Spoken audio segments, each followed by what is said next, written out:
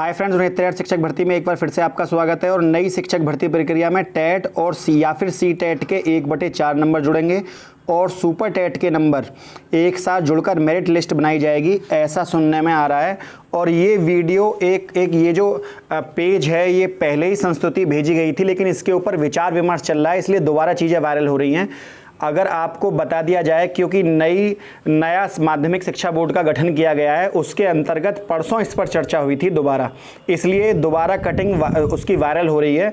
उसका कारण यही है कि दोबारा चर्चाओं में क्यों है, तो ये दोबारा चर्चाओं में मात्र इसलिए है क्योंकि परसों इस पर दोबारा चर्चा की गई पीएनपी के द्वारा।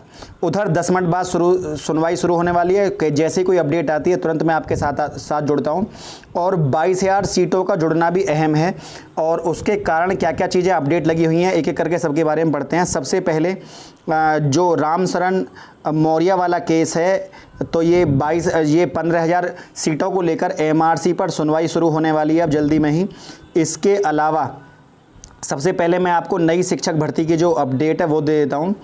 ये आप देख सकते हो कि यहाँ पर ये एक जो पुरानी संस्तुति भेजी गई थी उसका पेज है जो दोबारा वायरल हो रहा है, क्योंकि इसके ऊपर परसों चर्चा हुई थी। प्राथमिक शिक्षा में सहायक प्राध्यापकों की हेतु साक्षात्कार नहीं होगा। इस परीक्षा में अभ्यर्थी को भाषा ज्ञान, शिक्षण अभिरुचि, सामान्य अध्ययन पर आधारित लिखित परीक्षा एवं केंद्र सरकार अथवा राज्य सरकार द्वारा अर्हता निर्धारित टेट या सी टेट के प्राप्त अंकों का 1/4 तथा अभ्यर्थी के मेरिट का भी अंक निर्धारित कर चयन किया जाएगा। तो यहाँ पर साफ साफ लिखा हुआ है कि अभ्यर्थियों की मेरिट का भी, मतलब एकेडमिक भी जुड़ेंगे, सी टेट का भी 1/4 जुड़ेगा और सुपर टेट के नंबर भी कहीं ना कहीं इसमें अहम रोल निभाने वाले हैं। और उधर एक सोशल मीडिया पर हंगामा मचा हुआ है, ये अपडेट मैं आपको पहले ही दे चुका हूँ, सूचना के अधिकार के बदले में। क्योंकि हुआ क्या था कि जो लोकसभा सचिवालय है उससे पूछा गया था कि आप ये बताइए, लोकसभा सचिवालय से सूचना का अधिकार देने में उसका जवाब मांगा गया, सचिवालय ने जवाब दिया, तो वह प्रश्न जवाब के इतर है, क्योंकि उसके ऊपर हाईकोर्ट में मामला चला हुआ है। उनसे पूछा गया था कि बेसिक शिक्षा परिषद के माध्यमिक स्कूलों में 69 सहायक अध्यापक की लिखित परीक्षा में प्रश्न पूछा गया था कि भारत की संविधान सभा के पहले अध्यक्ष कौन थे। परीक्षा संस्था ने इसका जवाब विषय विशेषज्ञों के अनुसार सच्चिदानंद सिन्हा माना, जबकि सूचना के अधिकार में पूछे गए इस प्रश्न का जवाब लोकसभा सचिवालय ने दिया, राजेंद्र प्रसाद। अभ्यर्थियों का एक वर्ग इसकी मांग लंबे समय से कर रहा है कि जब आपने ये नहीं पूछा था कि स्थायी या अस्थायी, तो ऐसी स्थिति में राजेंद्र प्रसाद होंगे। तो इसी को लेकर हाईकोर्ट में याचिका पड़ी हुई है, डबल बेंच में विषय है। तो अब ये मामला अनिल भूषण चतुर्वेदी का कहना है कि ये मैंने तय नहीं करा, विषय विशेषज्ञों ने तय किया है, विवाद की कोई गुंजाइश इसमें नहीं है, कोर्ट ने भी इसको सही माना है।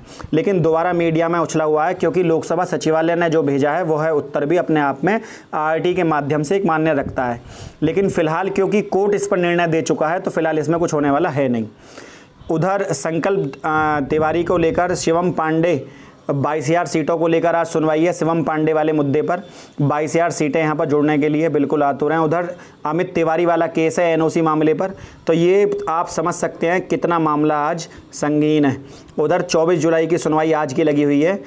इधर आप देख सकते हैं शशांक पांडे का जो केस है ये आपका एनओसी मैटर को लगा हुआ है। एनओसी मैटर ये आपका 12:30 बजे।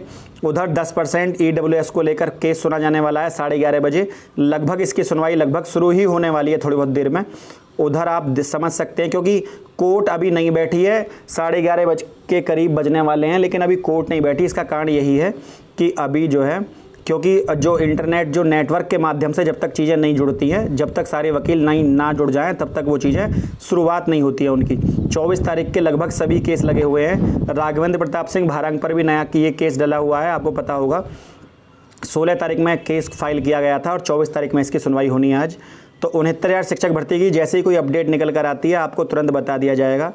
और उधर ये भी बात अहम है कि नई शिक्षक भर्ती में कोई पछड़ा ना हो, तो सरकार ने उससे बचने के लिए सरकार चाह रही है कि एकेडमिक मेरिट ना जोड़े जाएं और टेट और सुपर टेट के नंबरों का 1/4 और सुपर टेट जोड़ दिया जाए, ताकि विवादों का जन्म यहाँ पर ना हो। फ्रेंड, यदि वीडियो आपको अच्छी लगी है तो वीडियो को लाइक, शेयर और चैनल को सब्सक्राइब करना ना भूलें। आज के लिए इतना ही। जय हिंद, जय भारत।